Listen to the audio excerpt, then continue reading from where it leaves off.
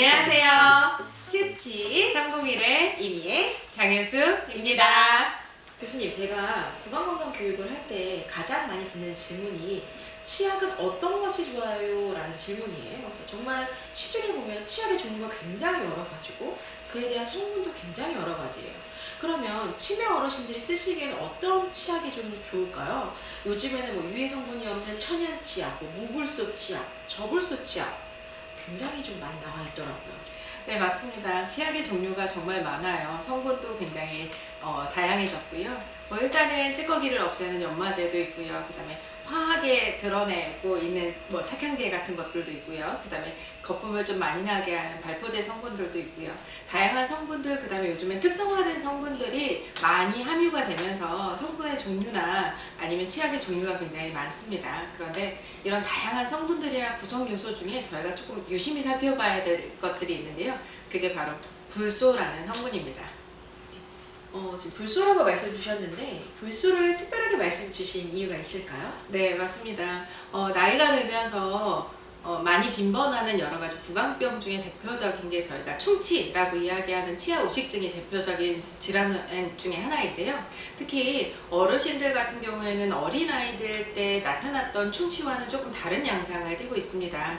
치아 사이에 충치가 생긴다거나 아니면 치아 뿌리 쪽에 충치가 생기는데 치아 구강의 건조증이 함께 동반이 되면서 문제가 많이 생기고 있거든요. 근데 그 충치를 예방하는 대표적인 성분이 불소 성분이라고 보시면 될 것 같아요.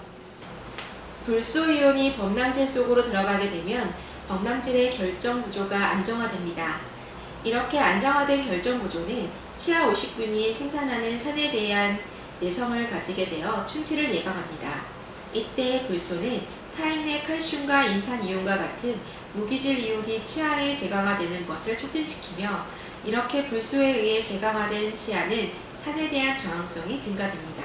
또한 치태나 침에 불소 이온의 저장소 역할을 하여 불소 이온을 서서히 구강 내로 퍼뜨려 치아 표면이 단단해지는 과정을 돕습니다. 그리고 불소는 본래 항균 작용이 있어 치아 우식을 일으키는 세균의 군집 형성과 대사 과정을 방해합니다. 와, 불소 효과가 정말 엄청나군요.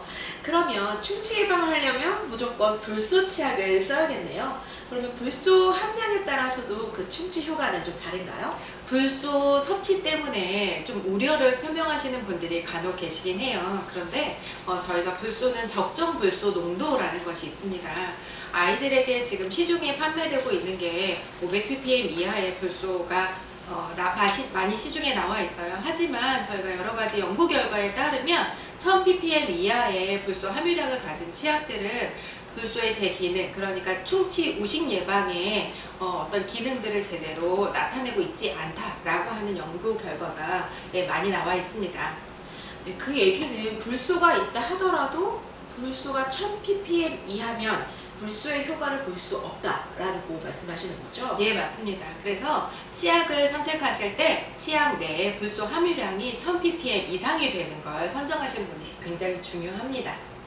미국이나 유럽, 호주 등의 국가에서는 1000ppm 이상의 불소 치약이 대중화되어 있고 경우에 따라 2800, 5000ppm 이상의 불소 치약을 치과 의사 처방에 따라 사용하기도 합니다. 우리나라도 2014년 식약처에서 충치 예방 기능 강화를 위해 치약의 불소 성분 함량 기준을 기존 1000ppm에서 1500ppm으로 상향 조정했고 현재 1450ppm의 적정 농도 불소 치약이 시판되고 있습니다. 앞으로는 치약을 살 때 겉표지만 보고 사는 게 아니라 불소가 얼만큼이 들어있는지 그 불소 함량을 꼭 보고 사야 될 것 같아요. 그런데 치매 어르신들이 칫솔질을 하다 보면 사실 치약을 삼키는 경우가 굉장히 좀 많아요. 그래서 그 삼켜도 괜찮은지 하는 문제가 굉장히 많이 염려스럽거든요. 치약 삼키는 거 어때요? 괜찮을까요? 네, 이 뱉기 기능이 잘 안 되는 장애를 가지신 분들이나 혹은 고령의 치매 노인들 같은 경우에는 칫솔질 하는 중에 혹시라도 그 성분들을 삼켜서 문제가 되지 않을까 염려하시는 경우가 많습니다. 그런데 저희가 보통 그 불소의 양이 ppm이라는 단위의 양이 한꺼번에 얼마나 몸에 투입이 되었을 때 문제를 일으키느냐라고 따져봤을 때는 60kg의 몸무게를 가진 성인이 저희가 지금 시중에서 판매되는 용량을 한꺼번에 연통 정도 먹었을 때 이제 위험도가 나타난다라고 이야기를 하니까 그렇게 막 빈번하게 일어날 수 있는 경우는 아닌 것 같아요. 네네. 그래도 치약을 좀 조금씩 삼키면 몸에 좀 쌓이진 않을까요? 그래서 문제가 되지 않을까 싶은데요. 네.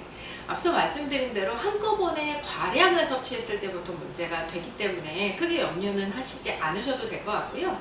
몸속에 들어간 불소 같은 경우에는 대부분 소변으로 배설이 되어지는 경우가 대부분이고요.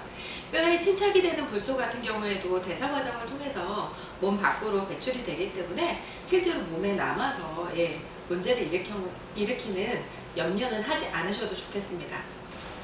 고령의 치매 어르신들 중 상당수가 연화장애, 즉 삼킴 장애를 동반하고 있는데 치약이나 양침물을 잘못 삼켜 기도로 넘어가게 되면 흡인성 폐렴과 같은 위험한 합병증을 유발할 수 있습니다.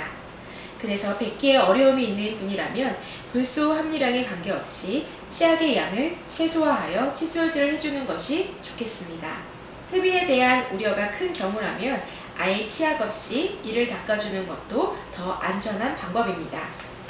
여러 가지를 고려해 봤을 때 치약을 약간씩 삼키는 정도라면 충치 예방을 위해서는 불소 치약을 쓰는 거를 당연시 해야겠네요. 네, 맞습니다. 앞서 말씀드린 대로 치매 어르신들 같은 경우에는 치아의 뿌리 혹은 치아의 사이, 그래서 치근면이라고 하는데 다발성으로 충치가 잘 생길 수밖에 없는 구조를 가지고 계세요. 그래서 뱉는 게 전혀 불가능한 분이 아니라고 한다면 사실은 불소 치약을 써서 그 효과를 증대하는 게 굉장히 중요하다라고 말씀을 드릴 수가 있겠고요. 그리고 실제로 따져본다라고 하면 불소 때문에 벌어질 수 있는 여러 가지 위험 요인보다는 사실은 불소 치약을 사용함으로 인해서 나타날 수 있는 기대 효과가 훨씬 더 크기 때문에 불소 치약을 적극 권장해 드리고 싶습니다. 오늘 교수님 말씀을 듣고 나서 보니까요, 불소 치약에 대한 궁금증이 정말 싹 사라진 것 같아요. 오늘 영상 보시고 도움이 되셨다면 구독, 좋아요, 꾹꾹!